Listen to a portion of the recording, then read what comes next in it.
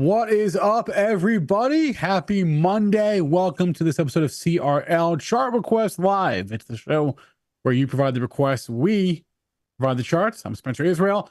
That's Sam Gatlin. Sam, how we doing? I'm good. Happy Monday, Spencer. Happy Monday indeed.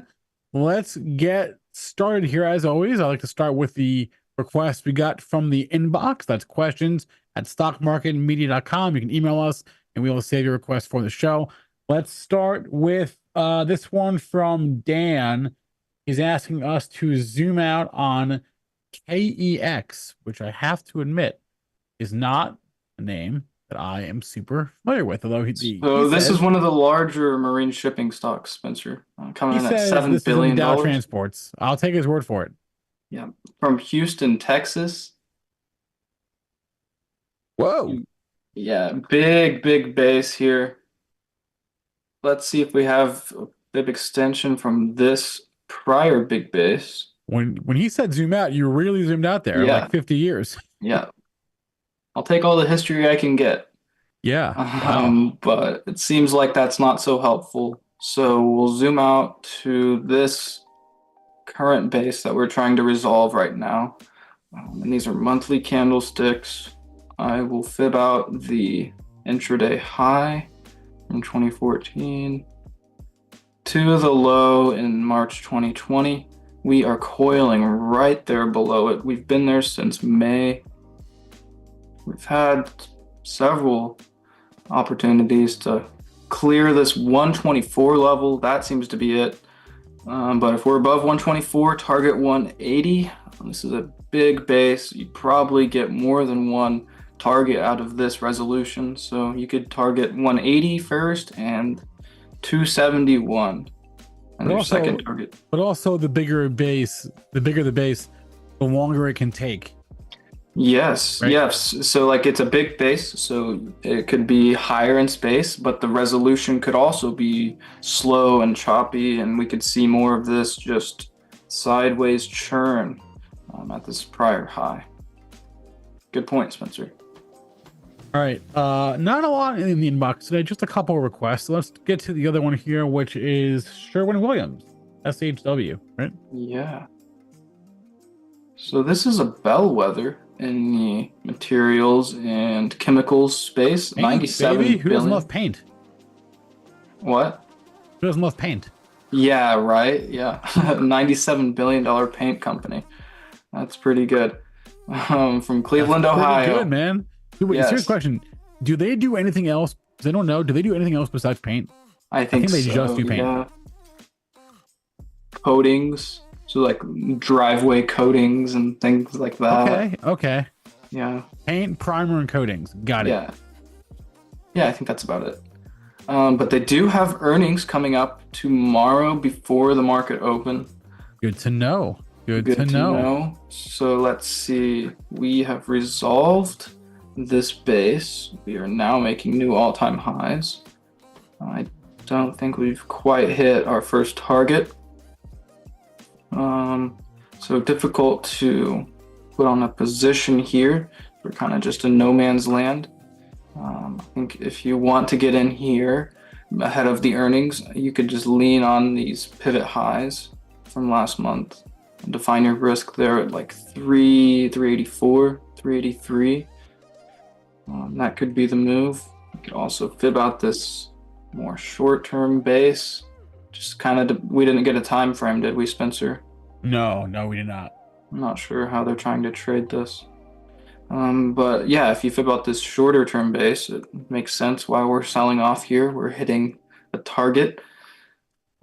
So again, yeah, I think 383 is the tactical level to trade against if you want to be long ahead of earnings. But this one looks great across all time frames, really, Spencer. Long-term uptrend. And who brought this to us? You say it's industrial, right? Chemicals, materials. Materials. Yeah. Okay. More of that. Makes more sense. Industrial. All right. Yeah, this was from. Thanks, Nick. This is a good one. Good I one. don't look at this one too often because, it's like watching paint dry. Yeah. But literally. It's good. No, it's good to look at these stocks ahead of earnings. All right, let's look at some stocks that already had earnings here. and then we'll go to the chat. Sam, can we look at Netflix? They reported, I believe, on Thursday, I want to say, right? And it was a good report, and I popped on it, but we talk about all the time. Not so much the numbers that matter. It's not even the reaction that matters. It's how the reaction holds or doesn't hold. And in this case, the positive reaction is more than holding. Yes, it is. Absolutely. That's well said, Spencer. Yeah, so this resolution to a multi-year base could take this stock much, much higher, Spencer. This is, I don't know, I think you could argue Netflix peaked in early 2020, really. June 2020 was the peak. It churned sideways there, tried to break out, failed miserably, had that terrible, awful, how much was that? 70% drawdown? 75% drawdown. You remember Bill Ackman was trading this one. Oh, yeah. Down here. Yeah. They were losing subscribers. So this is a monumental breakout, Spencer. And for it to happen on the earnings report, this really adds to the conviction in this breakout.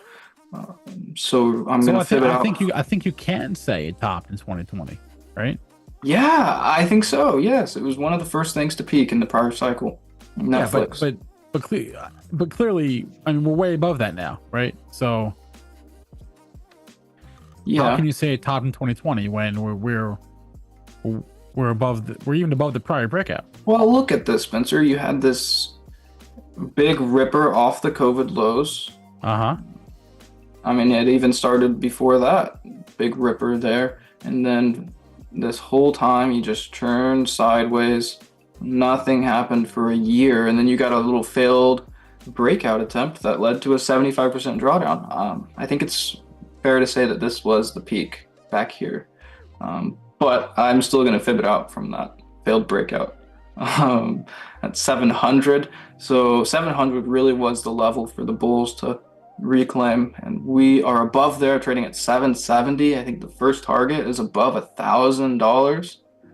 $1,000 roll. How about that? Wait, this one's got to be splitting their stock soon, right? When you say that was the peak, you mean like of that cycle? Yeah. Yeah, not like of the stock forever. Right. Yeah. Okay. Yeah. So is this one going to be splitting their stock, Spencer? Are they trying to get included in the Dow? Netflix? Dude, I mean, they can get in line.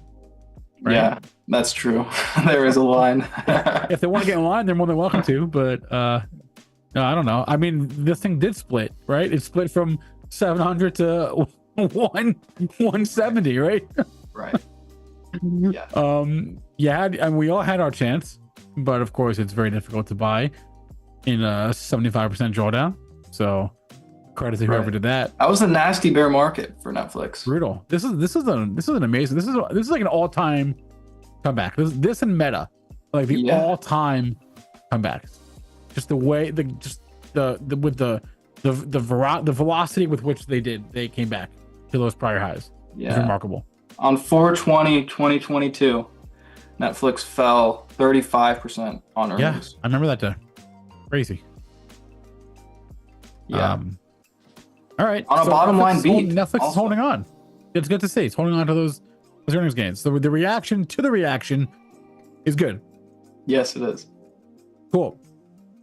All right. To the chat, got a couple things there. Kind of a quiet week, it seems like, so far at least. Quiet Monday. Steven's asking about the junior gold miners, GDXJ. Let's take a look. Yes. Big move last week. GDXJ was up almost 9% last week, trying to retrace this prior drawdown. Let's see if we have a retracement. I don't think there is one that would help us. Yeah, not very helpful. We have reclaimed the 38.2 and 61.8 retracements of this prior drawdown. So really, I think you could trade against this June 21 peak. I think that could be a good level if you're trying to get in right now. Maybe 55 could be your line in the sand. But I think the first target is 65, 66, this 2020 peak. And then let's see. From there, we can fib this out, the entire drawdown from 2010 to 2016, which, by the way, Spencer, was pretty severe. GDXJ, the ETF for junior gold miners, was in a 90% drawdown for 6 years.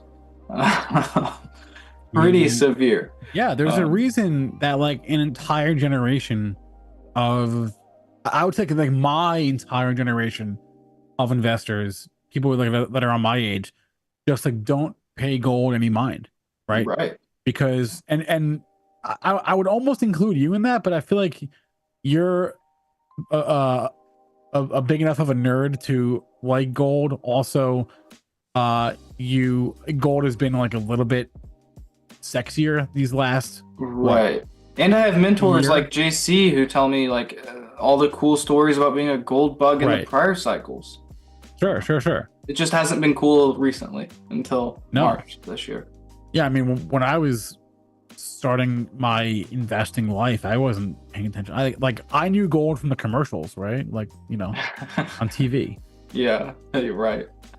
I tell you what maybe is a good gold stock. They don't talk about this. Costco is a gold stock now. Oh, come on, Spencer. Don't say that.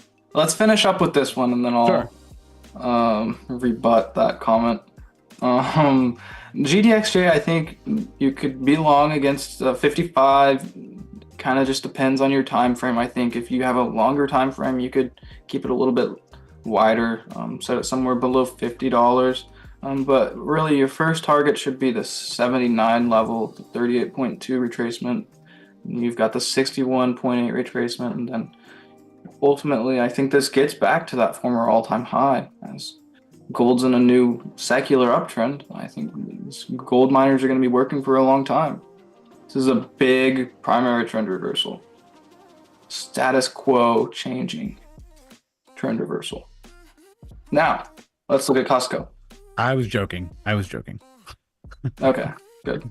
All right, what's next? But yeah, let's actually stay with this theme in all seriousness. Let's look at PHYS. This is the Sprott Physical Gold Trust. It's closed-end fund. This is from Wavy. Wavy wants to go long PHYS with TBT as a hedge. But let's start with let's start with that guy. So it's kind of the same story, except it's like already gone, right? Right. Yeah.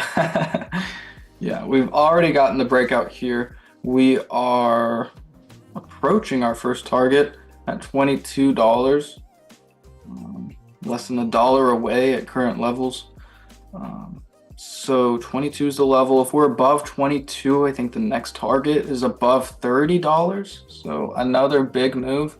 That is close to 40% from, that would be a 40% breakout there.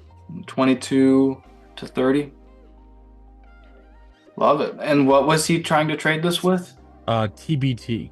TBT. So like long PHYS and short TBT? Yeah, like well, I think that the TBT is just a hedge on this is the primary trade, right? The TBT will just be to hedge it. So it's a pair trade. Yeah, I guess. I don't think we need to do technicals on the TBT. But unless you want to, I mean, yeah. Like this is kind of what he's talking about here. This is the trade he really wants to put on. I don't know what's special about TBT as a hedge, in this case, but yeah, I mean this is the trade. Ultra short Lehman Treasury bonds. Okay, so you're going. So if you put that in the denominator, then yeah, so it's a short, long gold, short it's a long bonds. gold short, 20-year treasuries. Yeah. Great. Okay. All right. Yeah, I see it. I don't hate it. This is the chart you're trading. Pretty clear level there. It's an interesting thought. Let's stick with the theme. Let's go to Newmont. Yeah. For Donovan. All right. Bellwether of the gold mining space. This one is a whopping $66 billion. Also reporting earnings in 2 days. Yep. After the market closed. That's right. Cool. Newmont. So it's trying to retrace this prior drawdown. Newmont fell 65% from April 2022 to March 2024. Ouch. And it has retraced 38.2 of that. It's now trying to get to 61.8. So if you got long at 51, that is your target. You want 64.5 and 86.25 after that. So much for gold as a hedge, right? You fell 65%. Yeah, some hedge, right? Some hedge there. All right. Well, again, we're back. That's the theme, right? We're back. Yeah. So yeah, I don't know if it's a hedge, but you can certainly make money on these miners. I don't know if it's a hedge either. I don't know. They have some good uptrends. All right. Wait, what is this one? I'm not familiar. CWAN, Clearwater Analytics. Is it the software stock? Okay, beautiful chart. Who brought this to us? Mark Zerby. Shout out, Mark. So this is a close to $7 billion tech stock, web-based investment portfolio accounting. Okay, so some like finance, tech, software going on here. But this really looks amazing. I think I should start with IGV. So this is the software ETF resolving a massive basing pattern, just now reclaiming the prior cycle high. So what was that ticker again? CWAN. So with that context, you have a very similar chart pattern here, just now reclaiming that former all-time high. This one did have good timing with its IPO back in late 2021. Pretty much nailed the top there with that one. So shout out Clearwater Analytics. But it has retraced that entire drawdown now, Spencer, and is looking poised to make new all-time highs. So 28 is the line in the sand, I think. If you're above 28, I think you can target 38 from there, and maybe even 54.5 after that. This is a great looking base. All right, let's do a couple biotechs. Yeah. I know that's your favorite. Let's start with Exact Sciences, EXAS. Elijah says they make Cologuard, which I don't know what this says about me, but like a lot of the ads I'm getting served now are for Cologuard. Yeah, me too. I don't know how they know. Also, I'm like, I'm too young for that, but the ads that I get on my smart TV and on YouTube are for Cologuard a lot. So I don't know what that means. Yeah. Well, this one's a decent sized $12 billion medical specialty stock. You had a big run here after the great financial crisis. It rallied from 2008 until 2021. You got like over 70,000% during that time. And now we've been consolidating here for several years. Just kind of in the middle of this range. These two extension levels could be good levels to buy weakness or buy strength against. So if we can get above 77, I think you can buy that. The target of 124 and potentially a breakout to all-time highs and a target of 200 from there. But you could also buy it at like $30 and see if you can get a mean reversion bounce back towards this $50 level. But I would much rather buy strength on this one, but not much to do here at the moment. Thank you, Elijah, for bringing this one to us. All right, this one for some reason I thought was a biotech. It is not. I don't know why I thought that, but IonQ. Yeah, quantum computing. You know why I thought that?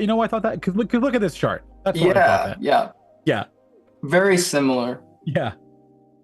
very speculative. Pretty nice chart pattern here, though, in the IonQ.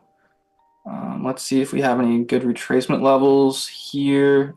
Yeah, I mean, this 15.5, that could be a great level to buy strength against, and you could define your risk against this December pivot high. I like that a lot. I think from there you could target 23.25, 61.8 retracement, and then that 36, that former all-time high. That's what you ultimately want from this chart pattern. But really you have, if I can get my arcs going here, you have just a massive accumulation pattern shaping up here. Big base on base. I'm screwing this one up. Big base on base. Check that out. Yeah, and you could double your money here. Really, I think this one could rip into the end of the year. Could rip like a weekly RSI. It's ripping. It's ripping right now. Yeah. Weekly RSI, daily RSI, extremely overbought. Overbought is a bullish characteristic also. But this looks great, Spencer. Who brought this to us? Thanks, Trade in Black. He says, thanks, thinking the same. Yeah. So he agrees with you, or she. Okay, let's do a couple more. Let's do Sweetgreen's SG. Yeah, let's do it. Overpriced salads. What's not to love? Well, this one had a really nice base. If you missed it, I think that's okay. I think you're gonna get a resolution to a bigger base before long. So if you could probably make really good money shorting IPOs during bear markets. Yeah, because this thing IPO'd. Congrats to them. But the thing is, Spencer, it's so expensive to short stocks like these. Like it's like 100%. Well, yeah, you have to wait. You have to wait, right? You can't do it off the jump, right? Yeah. But if you wait a couple weeks or a couple months, and like here's the case. I mean, they IPO'd what late 21, and within within 6 months we were in full on bear market, right? So yeah, there's no reason to like IPOs in markets like that. So damn. Right. Yes. Coulda. There's going to be a time to short these stocks again, Spencer. Yes, there will be. But not. But no, right? You think you really wanted the Sweetgreen on this breakout above the VWAP anchor to the all-time high, which also resolved this really inverted head and shoulders pattern. So when you broke that neckline, you also reclaimed that VWAP. And here you are coiling below the 61.8 retracement of the prior drawdown, which was pretty large, close to 90% drawdown. That's what you had in that prior bear market.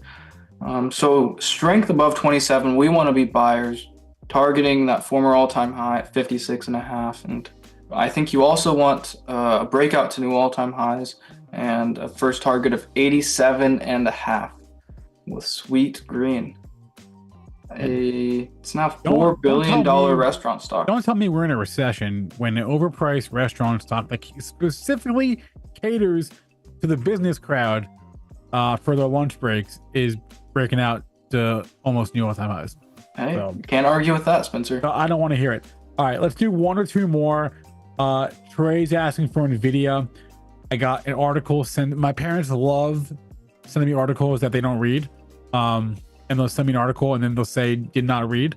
And today's article was from Fortune magazine covering a Bank of America note that says, should you buy Nvidia? And they say yes, there's a generational opportunity to buy Nvidia right now. Nice. So that's what Bank of America says, apparently. I don't know, I skimmed it. But well, if they said it, it must be true, Spencer. It must be true. Let's see what the chart says, though. Yeah, okay. So I fibbed it out here from this peak in 2018, and that has been a very important level. The market has respected it on numerous occasions. That was the peak in the prior cycle, was an extension level. After we broke out to new all-time highs this cycle, we coiled below this extension level for several months. Here we have been coiling at the extension level once again.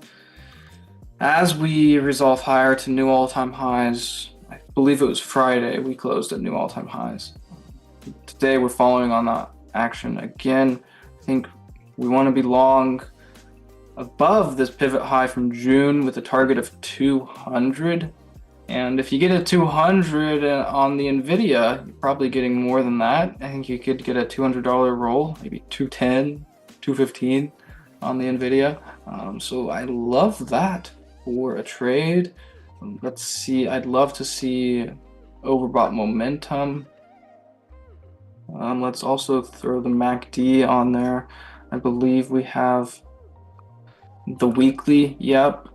So the weekly MACD has had a sell signal on it since the middle of July, and it just registered it registered a bullish signal or a buy signal last week, and so we're following through on that.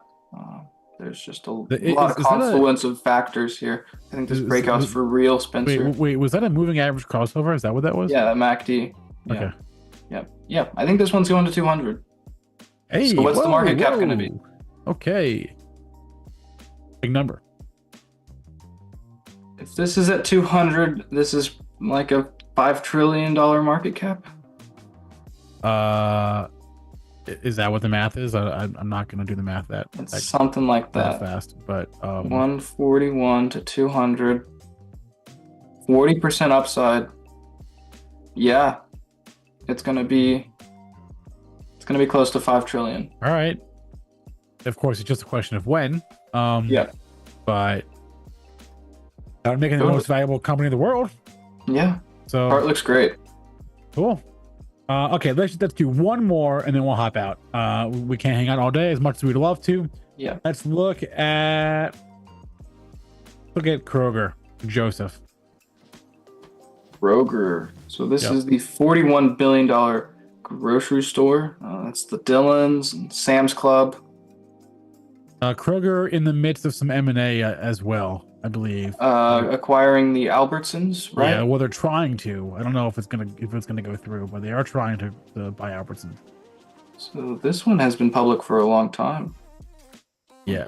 Back in 1968. 1968. Fib extensions are still relevant today, Spencer. Look at that. So I think this is the pattern that I would want to trade.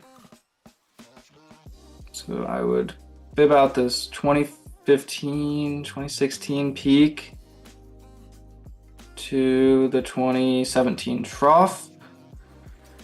So that turned into support on numerous occasions. Late 2023, late 2022, middle of 2023, a lot of times. So this 43 level has been very important. The first extension from this drawdown is right at 57.5, which is pretty close to where we are today. So I think you can buy strength above 57.5, targeting 80.5 from there. I think that's probably all you get from this one. Big grocery store stock. Probably not getting too many fib extensions. Right? No, stodgy business, margins not super great, right? Yeah.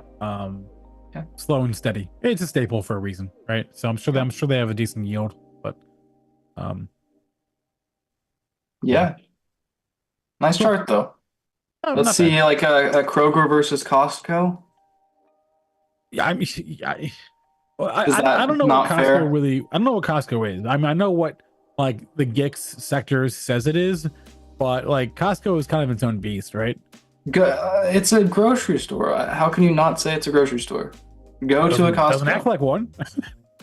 Yeah, fair. It doesn't have to be a grocery store, I can Fair. tell you They've that. got that subscription revenue. Right, exactly. It's a grocery store that Yeah. also has membership revenue that also makes, I don't know what their product mix is, but they make a lot of money from non-food things, right? They sell a lot of appliances, electronics, Gold bars. furniture, gold bars, exactly, right? That's my point. So yeah, I mean, it doesn't all know it does not act like a grocery store. Yeah. So Fair enough. I don't think, I think the reason is because people don't treat it as one. Like when I go to Costco, I go like once every like 6 weeks, and it's like a big deal for me. And I spend like hundreds of dollars, right? Like like $300 or $400, and I've got a family of 2 people, right? Yeah. Yeah. So I think you can still compare it to the grocery stores, though. It's very similar. It's just got some extra things thrown in there. I mean, like, what else are you supposed to compare it to? I don't know. That's the thing. It's Home sort of like Depot? its own anyway. But so Amazon? here's a chart. Look. Here's the bottom line. Costco. If you're comparing Costco to a real grocery store, like Kroger, Costco is wiping the floor with it. Right? Yeah. It's It is. wiping the floor. Yeah. Not even close. So I don't know. Cool. Should we wrap it up here, Spencer? Yeah, let's wrap it up. We'll be back on Thursday, right? Yeah. 1 o'clock Eastern, same time as always. Alfonso will be on with you, as That's right. will hopefully Pat. I think, I'm not sure. Pat might be traveling. If Pat's traveling, then it might be me again. We'll find out. I don't know. Yeah. We'll play it by ear. Play it by ear. Smash the like as always. Thank you to all the requests, the comments in the chat. You can email us, get your requests done at the start of the show. questions@stockmarketmedia.com. It's also on the bottom of the screen there. And that's it. We'll see you on Thursday, all right? Yeah. Thanks, everybody.